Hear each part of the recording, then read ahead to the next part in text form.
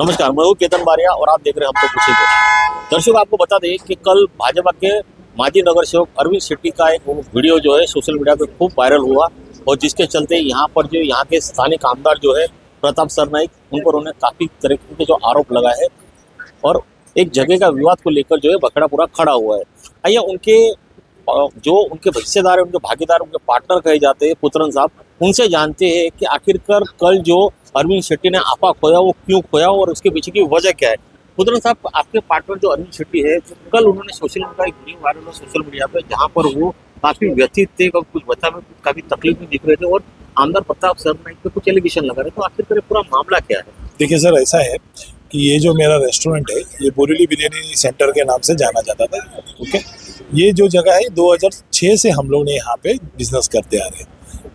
पिछले साल इन्होंने बोला कि ये जो रोड है ये 10 मीटर था पहले, इसको 18 मीटर पे सैंक्शन करके लिया गया है। तो इन्होंने क्या बोला कि ये जो रोड है ये आपके प्रॉपर्टी के बीचों बीच से इस तरफ जा रही है, रोड की तरफ। तो हमने उस चीज़ को, उनके प्लान को समझे, हमने बोला ठीक है आप ले लो हमारी जगह, हमें कोई प्रॉब्लम नहीं। तो उन्होंने हमारे को कोई भी म्यूनसिपालिटी से, एमएमआरडी से, किसी चीज़ का कोई हमको एक्विजिशन नोटिस या कोई भी कॉम्पेंसेशन जैसी कोई चीज़ हमको मिली नहीं। फिर भी हमने एक मानवता की दृष्टि से हमने उनको ये जगह की पोजीशन दे दी। अब क्या हुआ कि इन्होंने ये रोड जो आप देख रहे हैं ये आपकी लेफ्ट साइड पे जा रही थी रोड, इसको इन्होंने ये प्लान को ही कैंसिल करके इन्होंने रोड को सीधा ले गए।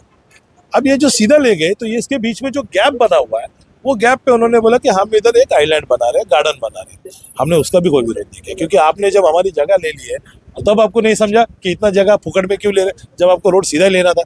तो भी हमने सोचा कि ठीक है चलो ये प्लान का हिस्सा है, तो हमने उसका विरोध नहीं किया।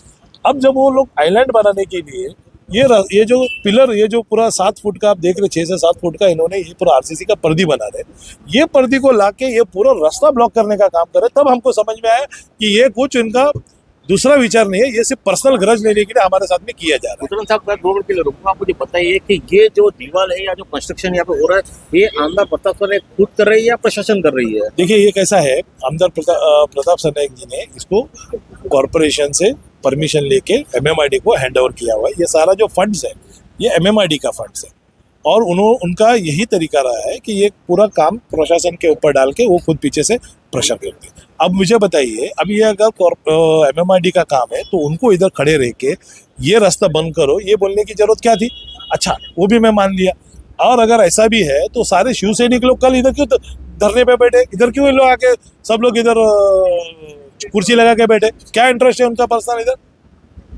ऐसे कौन से कितने जगह पे उन्होंने आज तक पर्सनली जाके उन्होंने इतना इंटरेस्ट दिखाया पब्लिक काम में?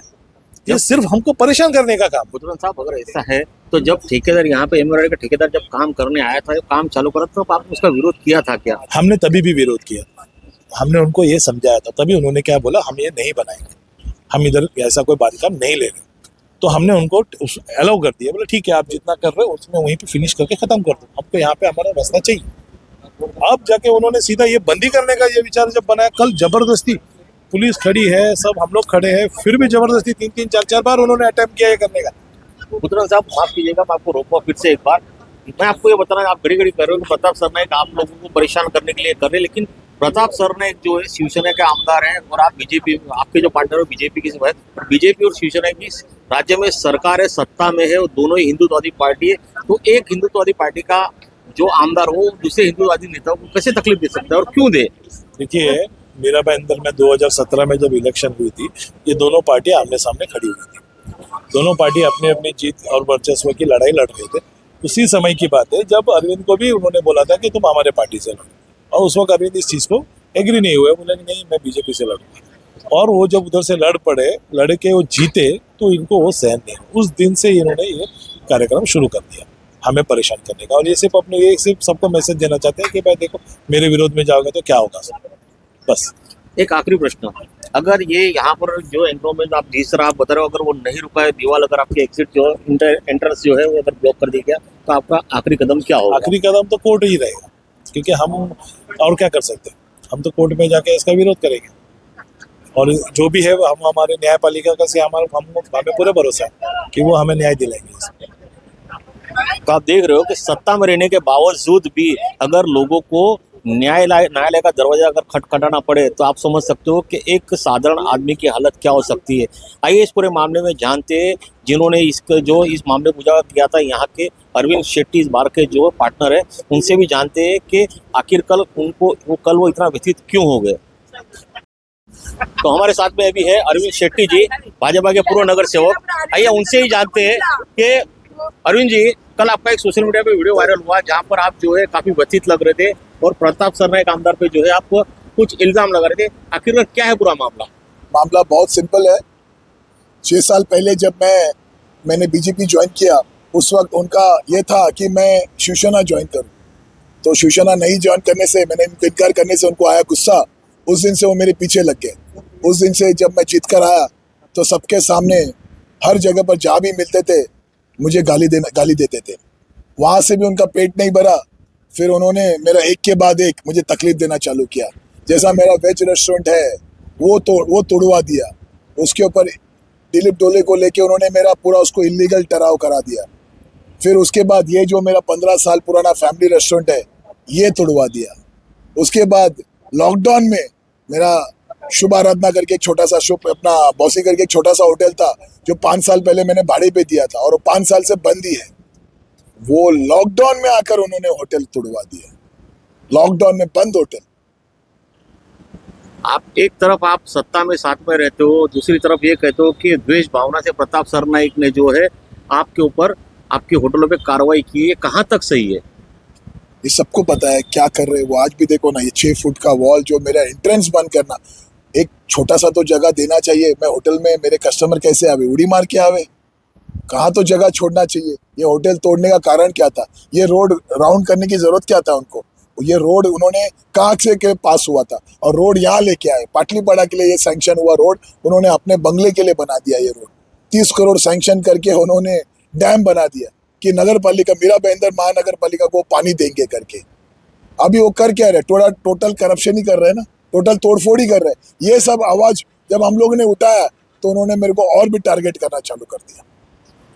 इस मामले में आपने अपने वरिष्ठ नेताओं से कोई तकरार की है? मैंने श्री रविंद्र चौहान जी के पास मैंने मेरा रिक्वेस्ट लेके गया था, मेरा प्रॉब्लम लेके गया था। तो उन्होंने इमीडिएटली हमारे जो आज के सीएम जो है शिंदे साहब, उन्होंने बताया था। तो शिंदे साहब ने कमिश्नर को, जो पहले के कमिश्नर जो है विक्रम सिंह जी को बताया कि जो सही है वही करो। तो विक्रम सिंह जी ने उनको सपोर्ट करने से इनकार कर दिया, प्रताप सरनाइक को। उसके बाद जब डोले आए तो डोले उनके साथ पेरोल पे काम कर रहा था। फिर डोले ने जो वो बोलते थे डोले वैसा काम करता था और डोले ने मेरा एक नहीं तीन होटल तोड़ दिए। अरविंद जी ये बताइए, अगर आपको यहाँ पे कोई अगर न्याय नहीं मिलता और इसी तरह आपके होटलों पे जिस तरह आप बता रहे हो द्वेष भावना से अगर कार्रवाई होती रही तो आपका आखिरी स्टेप क्या होगा? मेरा आखिरी स्टेप क्या होगा? देखो, उसके पहले मैं उनके पास तो रिक्वेस्ट लेके गया था, मेरा गलती हो गया, मुझे माफ़ कर दो, मुझे इतना परेशान मत करो। लेकिन मैंने उनका सबके सामने उनका पैर तक पकड़ा था। मुझे मालूम है इसके बाद या मेरे पे वो कुछ करेंगे, मेरे पे मोलेस्टिंग केस, रेप केस या मेरा मर्डर कर सकते हैं। अगर उसके बाद अगर मैं बच गया, अगर वो मुझे तकलीफ देते रहेंगे तो मैं सुसाइड भी कर लूँगा। मेरा वो स्टेज पे लाके रख दिया उन्होंने। आपने देखा कि पूर्व नगर सेवक अरविंद शेट्टी किस तरह से व्यथित है और किस तरह से अपनी वेदना जो है कैमरे के सामने बयां कर रहे हैं, लेकिन आखिरकार वो भी तो है एक राजनेता। अब इस आक्षेप में कितनी सच्चाई है ये जानने के लिए प्रताप सरनाइक को भी हम संपर्क करेंगे ताकि सबके जनता के सामने सच है वो सामने आए। कैमरामैन अभिराज नायर के साथ केतन बारिया, मीरा रोड।